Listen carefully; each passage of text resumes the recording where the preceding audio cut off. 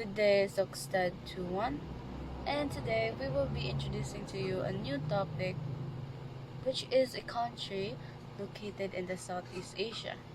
It is an archipelagic country like the Philippines.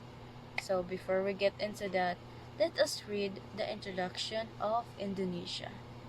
Introduction to Indonesia. Indonesia is an archipelagic country in Southeast Asia.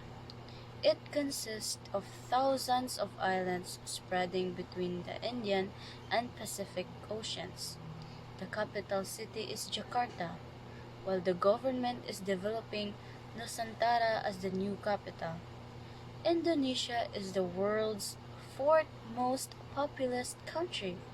It is known for its diverse cultures, languages, religions, natural resources, and beautiful landscapes. Indonesia is also the country with the largest Muslim population in the world. Its national motto is Bhinneka Tunggal Ika, meaning unity and diversity. Let us proceed with Indonesia's weather and climate. Indonesia has tropical climate because it is located near the equator. The weather is generally hot, humid, and rainy throughout the year. Indonesia mainly has two seasons, which is the rainy season, usually around October to April, and the dry season, which is usually from around May to September. Temperatures in many areas are generally around 25 to 30 degrees Celsius. Mountain areas can have cooler temperatures, and Indonesia also receives a large amount of rainfall, especially in areas with mountains and forests. Weather can vary between islands because of Indonesia's large geographical area. Indonesia is also vulnerable to floods, landslides, droughts, and other weather-related disasters. So, why is the climate important?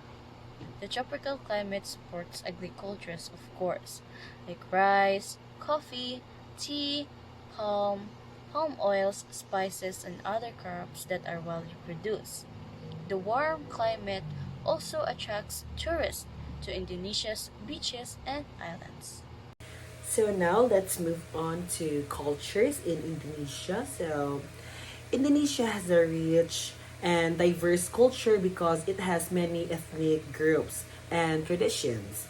Second, there are hundreds of local languages, while Bahasa Indonesia is the natural language. And family and community are very important in Indonesian society. Traditional arts include batik, wayang or purple shows, and gamelan music.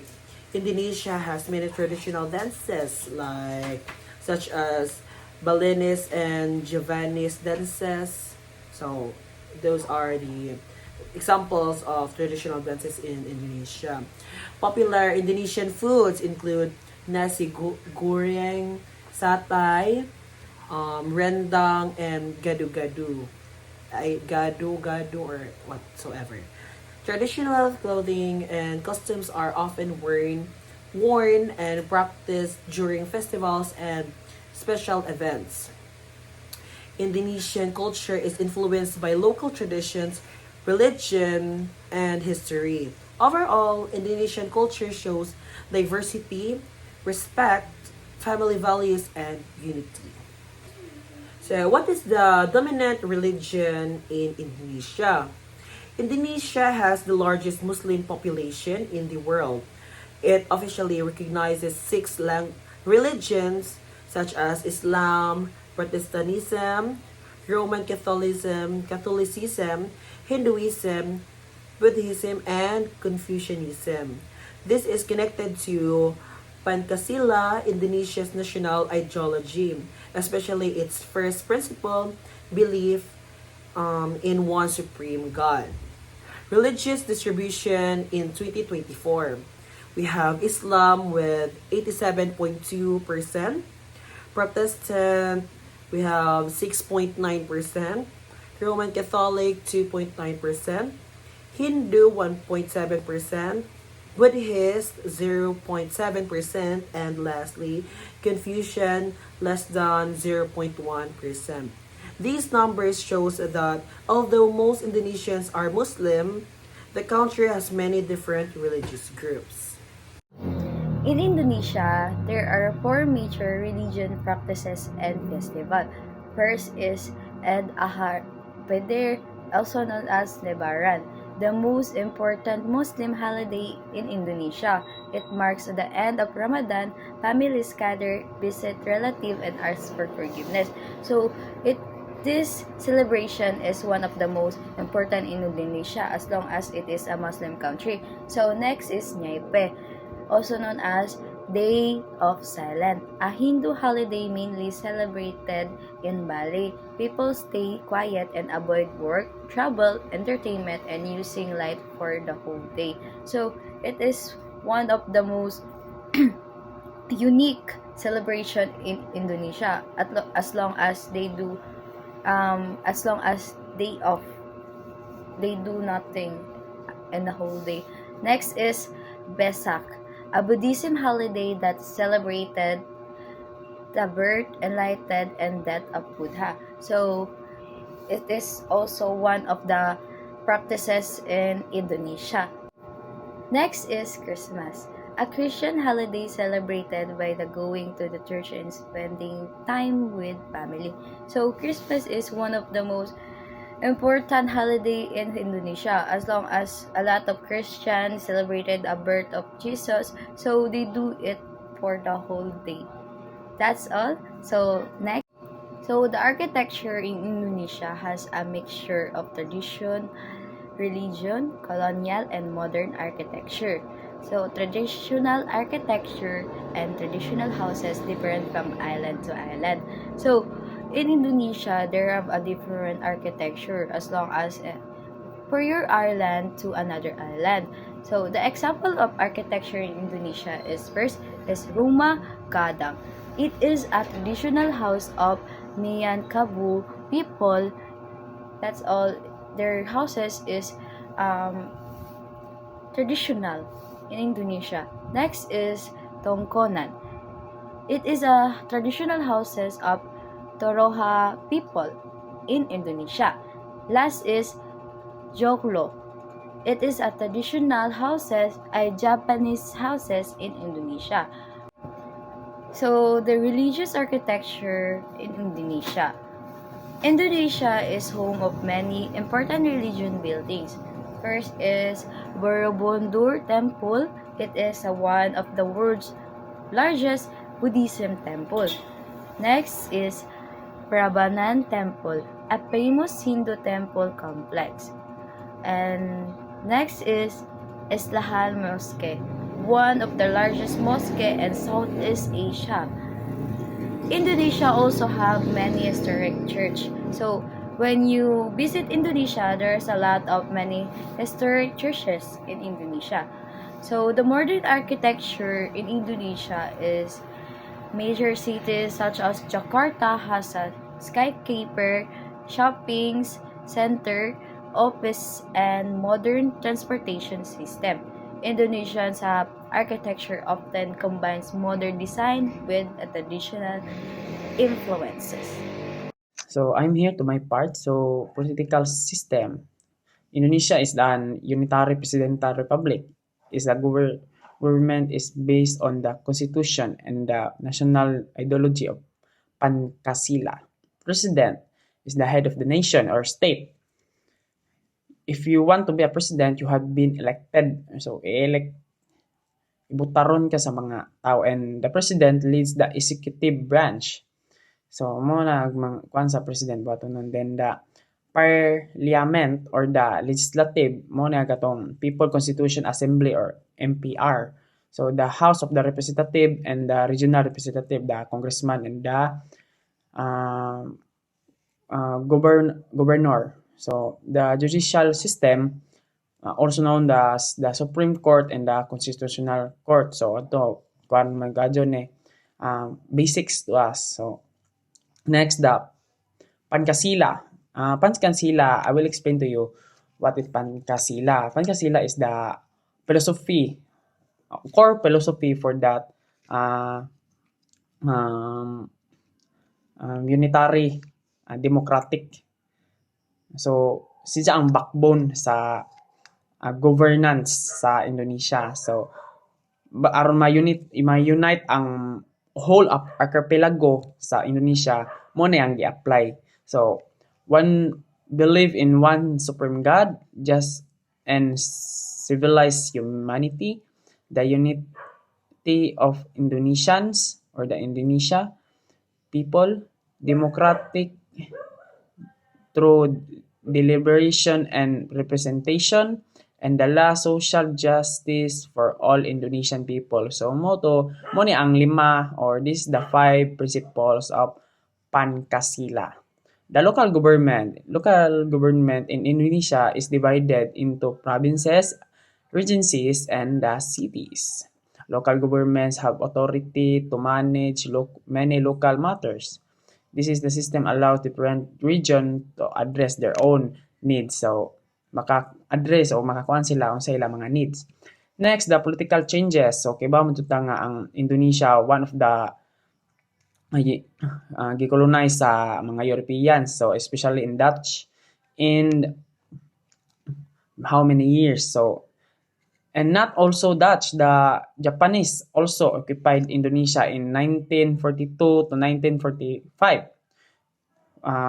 during the World War II. And the independence of Indonesia, 1945, August 17, 1945. And the first president of Indonesia is Sukarno. Sukarno is elected to be a president through his works and good morals. So, naghatag niya morality sa mga tao sa taga-Indonesia, guys. And then, next, the Reformasi in 1998. After Sukarno resigned in 1998, they protested and economic crisis. So, he resigned si Sukaharto sa sa pagka-president through giprotestaan siya and the economic crisis. Then Indonesia today is an democratic republic. People can vote for their leaders and regular elections are held at the national and local level. So parihar gapon sa Pilipinas, guys. So bisan asa ra man ta ibutang, basta na pwede ta sa prisuan and pwede po ta sa eskwelahan. So the main point in Indonesian changes of governance for a more controlled political system to a more democratic system after 1998. So So we have economic system. Indonesia has one of the largest and fastest growing economies in Southeast Asia. Its economy is supported by agriculture, mining, manufacturing, tourism, trade and services. Important agricultural products include rice, palm oil, coffee, tea, rubber, and spices. Indonesia is rich in natural resources such as coal, nickel, copper, and gold. Manufacturing includes food products, clothing, electronics, cars, and other goods. What else? Tourism is important with popular destinations such as Bali, Lombok, Yogyakarta, and Komodo National Park. Indonesia has a growing digital economy, including online shopping, digital payments, and technology businesses. Its large population and natural resources help make Indonesia an important economy in Southeast Asia. So we have the contemporary issues in Indonesia. So first, we have environmental problems. Indonesia faces deforestation, forest fires, air pollution, and plastic waste. These problems can harm forests, wildlife, and people's health. Second, we have climate change.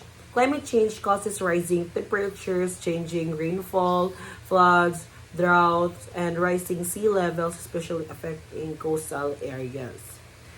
Third, we have economic inequality. There is a difference in income and opportunities between people and regions. Some rural and remote areas have less access to education, healthcare, and jobs. Urbanization. Many people move to cities for better jobs and education. These can lead to overcrowding, housing problems, and pressure on public services. Traffic and transportation.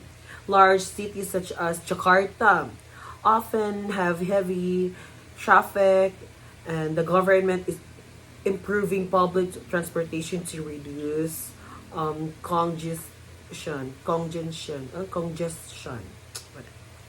And we have natural disasters.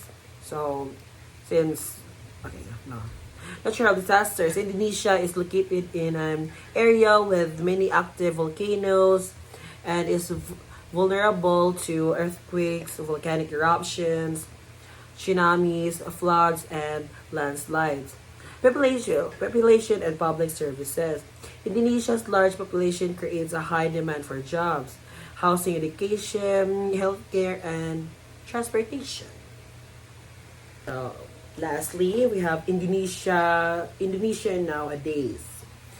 Indonesia is an important country in Southeast Asia with a large population and growing economy. It has a rich and diverse culture with many ethnic groups, languages, traditions, and religions. The country has a democratic political system where people can vote their leaders. Indonesia has a strong economy based on agriculture, mining, manufacturing, tourism, trade, and technology. Its natural resources and beautiful landscapes make it an important destination for tourism and international trade. Indonesia continues to improve its infrastructure, education, transportation, and digital technology. However, it still faces challenges such as climate change, population, economic inequality, traffic, and natural disasters. Indonesia is working towards sustainable development and better living conditions for its people. Overall, Indonesia is a diverse, developing, and influential country with an important role in the region. So I hope you learned something about Indonesia, and if you have questions, just comment below in the comment section. So that's all. Thank you for listening. Bye.